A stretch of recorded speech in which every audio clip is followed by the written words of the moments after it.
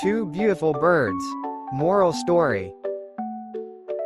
Once upon a time in a vibrant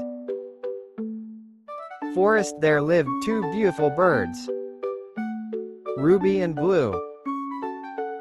Ruby had dazzling red feathers, while Blue's wings sparkled like the sky. They were best friends, always flying together. One day they spotted a shiny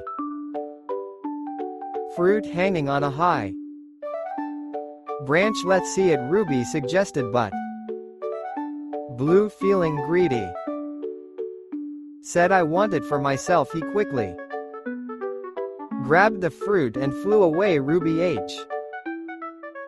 stayed behind as Blue flew higher. A strong wind blew him off balance. He lost the fruit and almost fell, but Ruby swooped in and saved him.